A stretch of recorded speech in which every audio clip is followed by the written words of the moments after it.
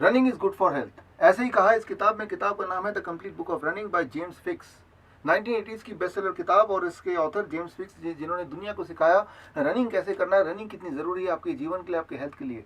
लेकिन अफसोस की बात है 1984 में on 20 July James fix he died while running.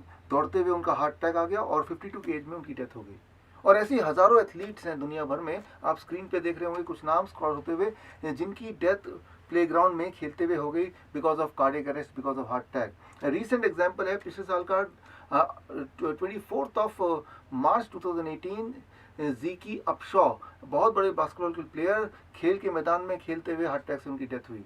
तो ये सारे एग्जाम्पल का ये इशारा कर रहे हैं कि खेलना, rigorous sports, running can be injurious to your health, can cause heart attack, can cause brain stroke, can cause death.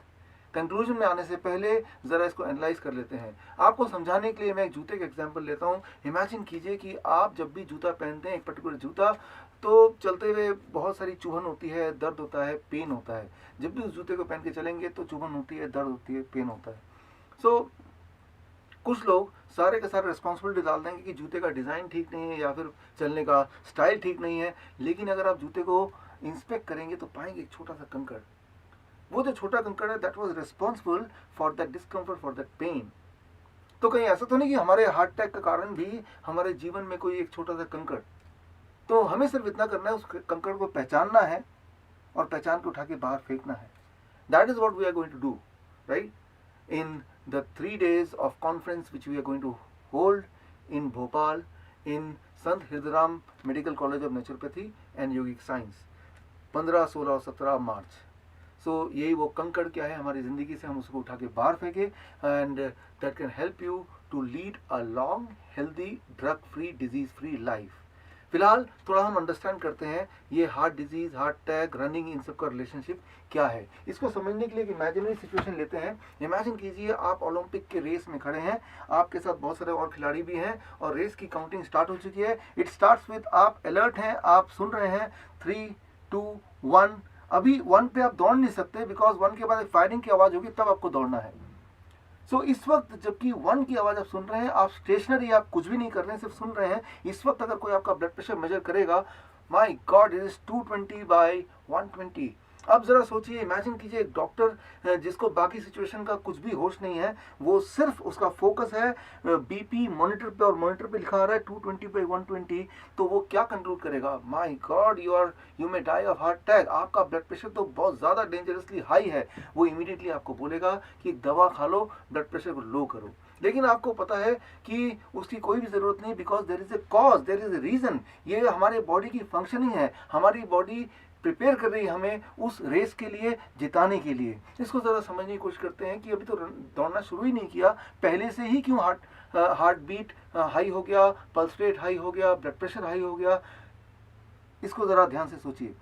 जब आप रेस के लिए खड़े हैं, आप अलर्ट हैं, 4, 3, 2, 1 काउंटिंग सुन रहे हैं। ब्रेन क्या कर रहा है? ब्रेन पास्ट की मेमोरी में जाता है और पास्ट की मेमोरी में उन मेमोरीज को छानता है जहाँ पे आप सिमिलर काइंड ऑफ एक्सपीरियंस करते हैं, जहाँ आप रेस के लिए खड़े थे, जहाँ भागने के पहले वाला सीन।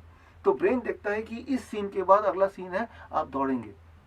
और जब आप दौड़ते हैं तो आप बॉडी के कुछ मसल्स को ज़्यादा यूज़ करते हैं, जैसे लंग्स के मसल्स हो गए, अपने पैरों के मसल्स हो गए। तो ब्रेन आपको जिताना चाहता है। तो ब्रेन क्या करता है? ब्रेन ये भी देखता है कि जब आप दौड़ते हैं तो मोस्टली आप खाते नहीं हैं, रेयरली कभी आप खाएंगे। यानी कि हमारे ये जो पोर्शन है, हमारा स्टमक वाला पोर्शन, इस पोर्शन में जो ब्लड सर्कुलेशन है that is about 25% of the whole body.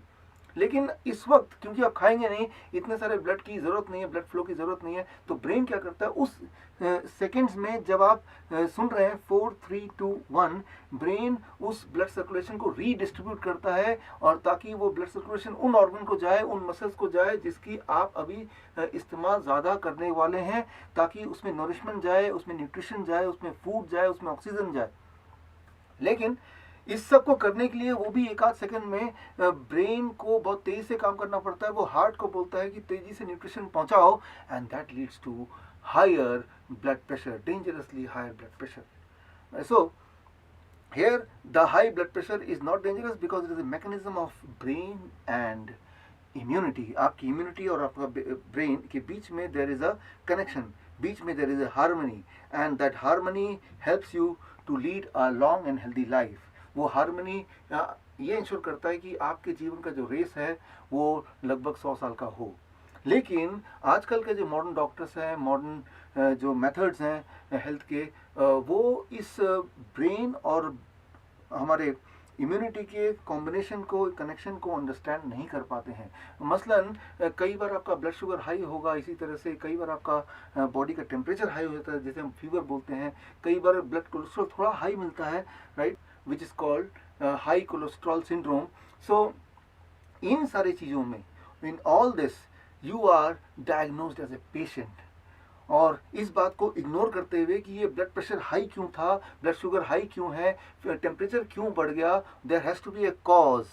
Brain बिना कॉज के कोई चीज़ इनिशिएट नहीं करता है। उस कॉज को इग्नोर करके सिर्फ उस पैरामीटर को कंट्रोल करने की कोशिश करते हैं, और ये कोशिश करने के लिए जो दवा आपको देते हैं, जो drugs, that is a BP drugs और ब्लड शुगर ड्रग्स और द मेडिसिन फॉर कोलेस्ट्रॉल और the pills for controlling the temperature, ये सारी दवाइयाँ उस कंकड़ की तरह है।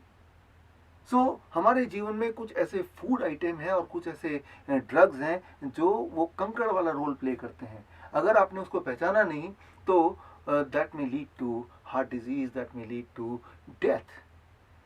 सो it's time, it's a race to begin the journey towards the end of modern medicine.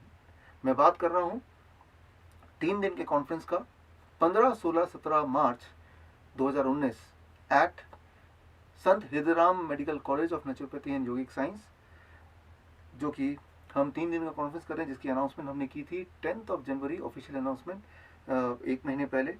और मुझे बहुत खुशी है और मैं आपको धन्यवाद करता हूं। मैं और मेडिकल कॉलेज के सारे स्टाफ आपको धन्यवाद करते हैं कि 1 महीने से पहले ही हमारे सारे सीट फुल हो गए, सारे रजिस्ट्रेशन फुल हो गए। करीब 1100 रजिस्ट्रेशन हो चुके हैं और अब वहाँ पे और सीट नहीं है। तो मेरी आपसे अपील कि अब रजिस्ट्रेशन के लिए फीस और ना भरें, क्योंकि अब वहाँ पे जगह नहीं है, ना तो स्पीकर स्लॉट है, ना डेलीगेट स्लॉट है, ना स्टूडेंट स्लॉट है। सारी सीटें भर चुकी हैं और अभी भी इवेंट को 1 महीने से ज़्यादा का समय है। लेकिन आप मायूस ना हो, जिन्होंने रजिस्टर नहीं कराया, जो रजिस्टर कराने वाले हैं, don't feel bad, don't feel sad, क्योंकि आप भी अटेंड कर सकते हैं वो 3 दिन का कॉन्फ्रेंस घर पे बैठ के ही। क्योंकि मैं अपने इसी YouTube चैनल से ये लाइव करने वाला हूँ 3 दिन का। 15 तारीख को I will be live at 11 और 11:30 और